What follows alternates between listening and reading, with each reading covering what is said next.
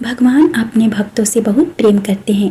भगवान ने गीता में भी कहा है कि जो मुझे याद करता है मैं भी उसे याद करता हूँ। एक बार की बात है, कबीरदास की कुटिया के पास एक वेश्या ने अपना कोठा बना लिया।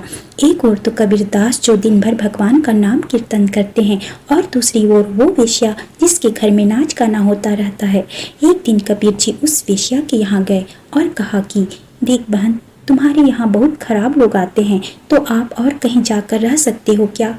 संत की बात सुनकर वेश्या भड़क गई और कहा कि अरे फकीर, तू मुझे यहाँ से भगाना चाहता है? कहीं जाना है तो तू जाकर रह, पर मैं यहाँ से कहीं जाने वाली नहीं हूँ। कबीर जी ने कहा, ठीक है, जैसी तेरी मर्जी। कबीरदास जी अपनी कुटिया में वापस आ गए और फिर से अपने भजन कीर्तन में लग गए।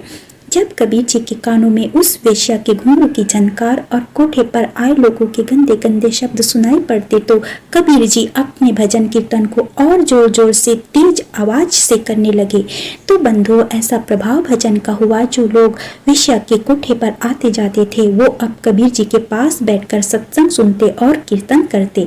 वेश्या ने देखा कि ये फकीर तो जादूगर है, इसने मेरा सारा धंधा चौपट कर दिया। अब तो वे सब लोग उस फकीर के साथ ही भजनों की महफिल जमाए बैठे हैं।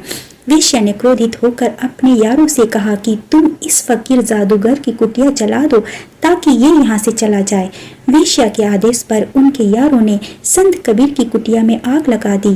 कुटिया को जलती देख संत कबीरदास बोले, वाह मेरे मालिक, अब तो तू भी यही चाहता है कि मैं ही यहाँ से चला जाऊं। प्रभु, जब अब आपका आदेश है तो जाना ही पड़ेगा। संत कबीर जाने ही वाले थे, भगवान से नहीं देखा गया अपने भक्त का अपमान। उसी समय भगवान ने ऐसी तूफानी सी हवा चलाई, उस कबीर जी की कुटिया की आग तो बुझ गई और उस आग ने वेश्या के कोठे को पकड़ ली। वेश्या के देखते ही देखते उसका कोठा जलने लगा। वो चीखती चिल्लाती हुई कबीर जी के पास आकर कहने लगी, अरे कबीर जादूगर, देख देख मेरा सुंदर कोठा जल रहा है, मेरे सुंदर पर्दे चल रहे हैं, वे लहराते हुए झूमर टूट रहे हैं। अरे जादूगर, तू कुछ करता क्यों नहीं? कबीर जी को जब अपनी झोपड़ी की फिक्र नहीं थी तो किसी के कोठे से उनको क्या लेना देना। कबीर जी खड़े खड़े हंसने लगे।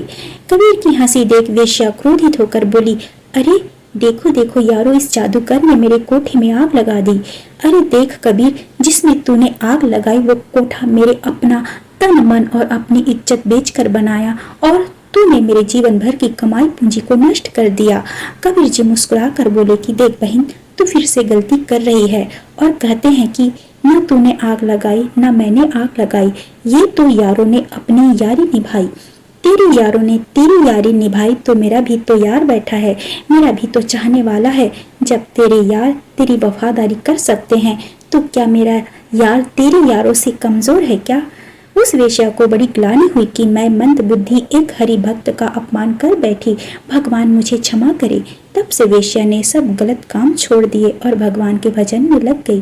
भगवान बहुत सुंदर लीला करते हैं और अपने भक्त का मान कभी घटने नहीं देते। इसलिए भगवान कहते हैं कि जहाँ मेरा भक्त पैर रखता है उसके पैर रखने से पहले मैं अपना हाथ रख देता हूँ। मैं अपने भक्त का साथ कभी नहीं छोड़ता हूँ, हमेशा उसके साथ रहता हूँ।